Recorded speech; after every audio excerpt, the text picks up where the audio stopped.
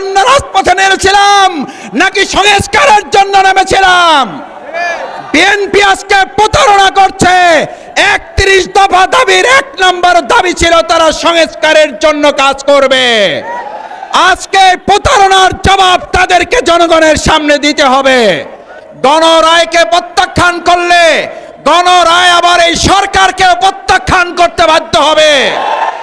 একই দিনের একটা ভোটের শপথ তারা নিয়ে বলেছে হালাল, আরেকটা শপথ না নিয়ে ম্যানেজ ভোটে জয়ী হয়ে বলতে চায় হারাম।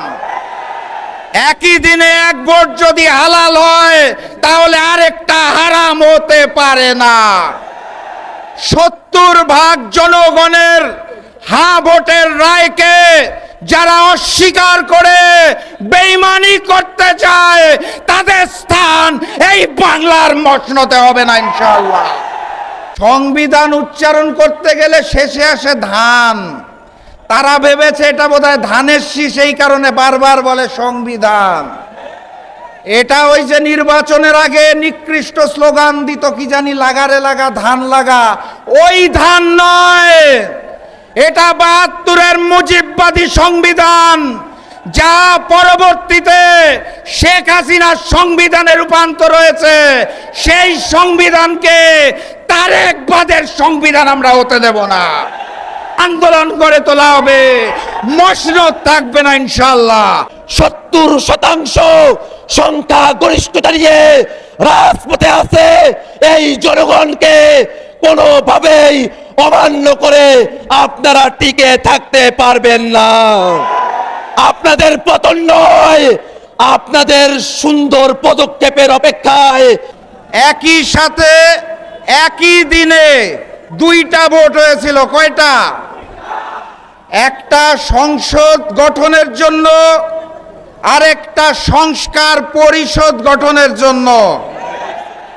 একই দিনের একটা ভোটের শপথ তারা নিয়ে বলেছে হালাল, আরেকটা শপথ না নিয়ে ম্যানেজ ভোটে জয়ী হয়ে বলতে চায় হারাম। একই দিনে এক ভোট যদি হালাল হয় তাহলে আরেকটা হারাম হতে পারে না। ৭০% জনগণের হ্যাঁ ভোটের রায়কে যারা অস্বীকার করে বেঈমানি করতে চায় তাদের স্থান এই বাংলার মসনদে হবে না ইনশাআল্লাহ। যাই বলা হয় তারা একটা শব্দ শুনিয়ে দেয়, কি সেটা? সংবিধান। সংবিধান উচ্চারণ করতে গেলে শেষে আসে ধান। তারা ভেবেছে এটা বোধহয় ধানের শীষ, এই কারণে বারবার বলে সংবিধান।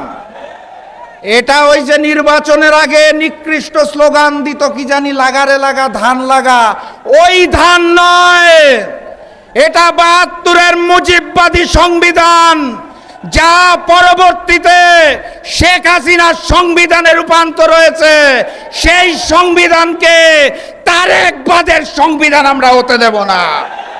অতএব কথাবার্তা পরিষ্কার, গণভোটের রায়কে সম্মান জানিয়ে বাস্তবায়ন করুন, না হলে যেই আন্দোলন করে তোলা হবে মসনদ থাকবে না ইনশাআল্লাহ।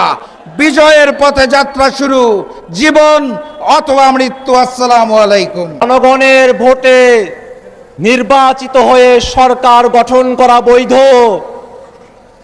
আর জনগণের ভোটে সংস্কার হবে সেটাকে বলে অবৈধ।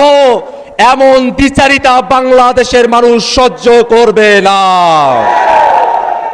ভাইরা আমার, আমরা সংস্কার পরিষদের কথা বলছি, এটা নতুন কোনো কথা নয়।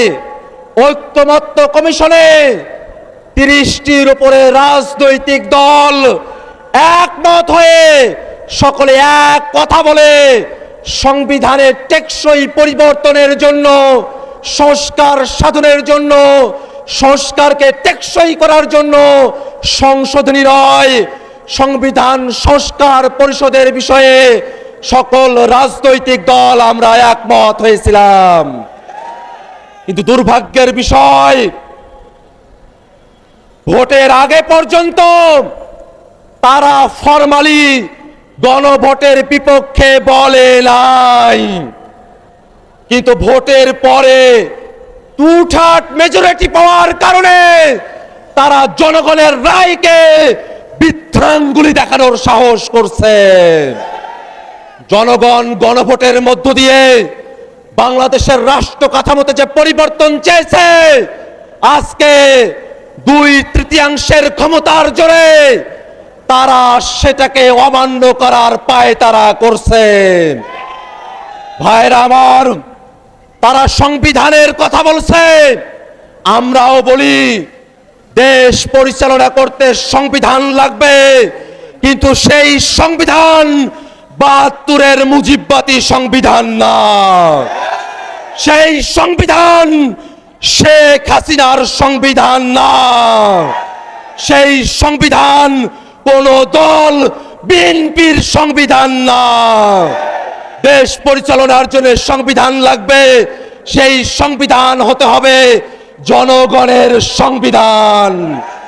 আর সেই সংবিধানে জনগণের কথাগুলো থাকবে, তার অন্যথা আমরা হতে দেব না। আমরা তো বুঝি আপনারা সংস্কার চান না, গণভোট চান না, তার পেছনের কারণ হলো আপনারা বাংলাদেশের রাষ্ট্র ক্ষমতাকে, বাংলাদেশের সাংবিধানিক প্রতিষ্ঠানগুলোকে এক ব্যক্তির করায়ত্ত করে রাখতে চান।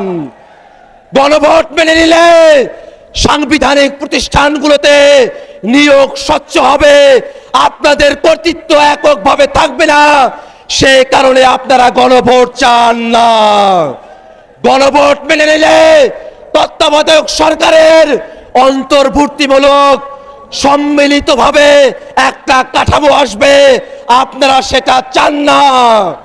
গণভোট কার্যকর হলে উচ্চকক্ষ হবে ভোটের পিয়ার অনুযায়ী, আপনারা সেটা চান না। আপনারা মৌলিক কাঠামোর পরিবর্তন চান না, এ কারণে এই গণভোট চান না।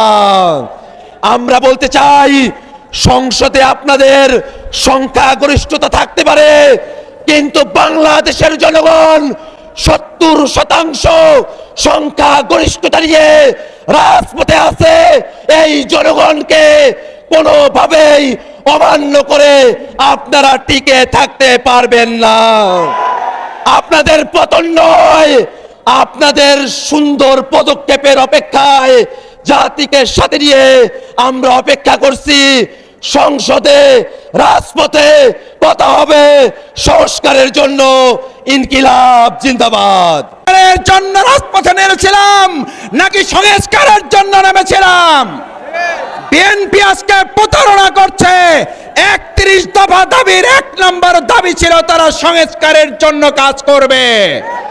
আজকে প্রতারণার জবাব তাদেরকে জনগণের সামনে দিতে হবে। আমরা পরিষ্কার বলতে চাই, গণভোটের মাধ্যমে যে রায় জনগণ আমাদের সামনে উপস্থাপন করেছে, আপনারা সংসদে আপনাদের রায়ের মাধ্যমে 2/3 ক্ষমতার বলে আপনারা যদি এটা প্রত্যাখ্যান করেন, এটা মনে রাখতে হবে, আপনারা 12 তারিখে নির্বাচনের পর 17 তারিখে শপথ গ্রহণ করেছেন, কিন্তু এই দেশের জনগণের একটা বড় অংশ 5 তারিখে সংসদে গিয়ে কিন্তু তারা সেখানে বক্তব্য রেখেছে। 5 তারিখে যেই জনগণ সংসদ দখল করে সংসদে বক্তব্য রেখেছিল, সেই বক্তব্যের প্রেক্ষিতে জনগণ 70 ভাগ যে মতামত ব্যক্ত করেছে, এই 70 ভাগকে যদি প্রত্যাখ্যান করা হয়, তাহলে আবার মনে রাখতে হবে জনগণের সামনে আবার আরেকটা 5ই আগস্ট আসন্ন হয়ে যাচ্ছে বলে মনে করা হচ্ছে। আমরা প্রত্যাশা করি আজকে 11 দলীয় ঐক্যের এই বিশাল সমাবেশ এবং বিক্ষোভ মিছিলের মাধ্যমে আমাদের বর্তমান সরকার উপলব্ধি করতে সক্ষম হবে, গণরায়কে প্রত্যাখ্যান করলে গণরায় আবার এই সরকারকে প্রত্যাখ্যান করতে বাধ্য হবে। তাই আসুন সম্মিলিতভাবে আজকের এই সমাবেশে আপনারা অংশগ্রহণ করবেন, বিক্ষোভ মিছিলে আপনারা শেষ পর্যন্ত অংশগ্রহণ করবেন, সেই প্রত্যাশা ব্যক্ত করে এখন সালাতুল আসর শুরু হবে। আসরের বিরতির পরেই আমরা আনুষ্ঠানিকভাবে কর্মসূচি শুরু হবে। দল মত নির্বিশেষে সবাই আজকের এই কর্মসূচিতে অংশগ্রহণ করবেন, সেই প্রত্যাশা ব্যক্ত করছি। আসসালামু আলাইকুম ওয়া রাহমাতুল্লাহি ওয়া বারাকাতুহু।